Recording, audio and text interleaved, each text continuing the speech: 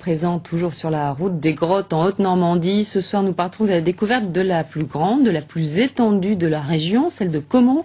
Elle fait le bonheur des spéléologues chevronnés, mais aussi des débutants depuis quelques années. Jean-Paul Lusseau et Laurent Lagneau se sont glissés dans un groupe. Il y a un rite que Jean-Marc ne manque jamais, c'est la photo, avant chaque exploration. 1, 2, 3. Il y aura la même au retour.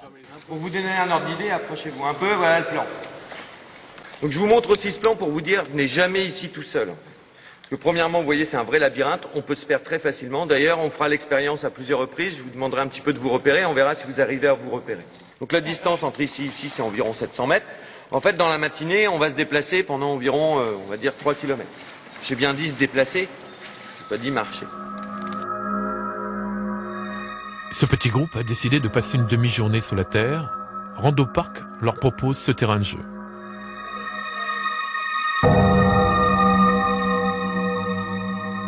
Caumont, la plus grande cavité de la région, à la fois façonnée par l'homme et par l'eau. Au fond d'un repli du calcaire, il y a une rivière et un lac, et quelques crevettes aveugles y vivent, dans l'obscurité totale.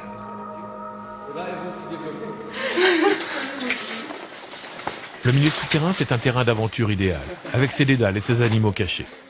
Approchez-vous un peu, regardez, qu'est-ce qu'on voit à l'intérieur? Un moustique. Des moustiques piégés dans la calcite des concrétions. Ils ont quelques centaines d'années. Ils accompagnaient les carriers qui ont creusé la crête. Alors ici, on va continuer, par contre, maintenant, ça s'abaisse encore, c'est 4 pattes. Ok. Aïe, mon dos. Mon dos.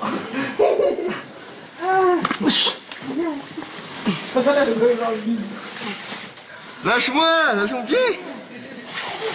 Il n'y a pas de touche au rendez-vous. Oh merde.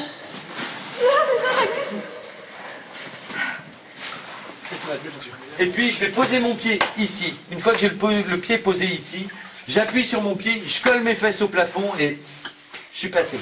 Les deux mains en avant. Oh la vache, je peux le souffle. Ah oui, faut le souffle. Je suis trop...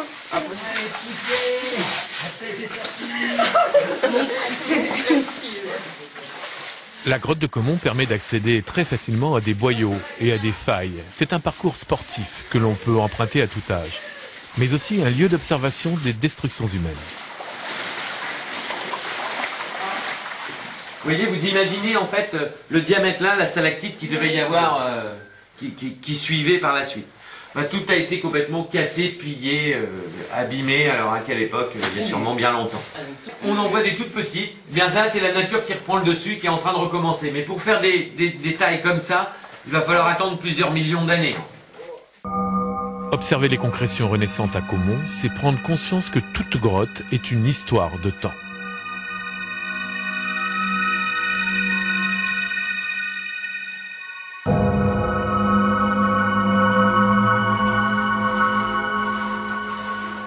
La grotte de Caumont a connu beaucoup d'occupants bien différents, les carriers ou plus récemment les cultivateurs de champignons.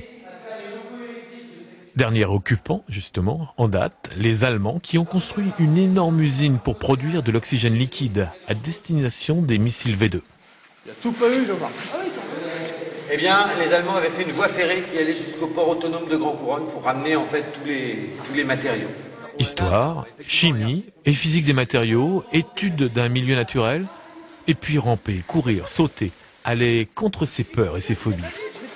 Mais là, regarde. Au-dessus.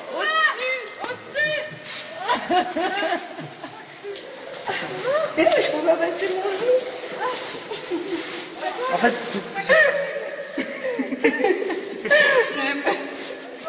La rando spéléo à Caumont est un sport complet.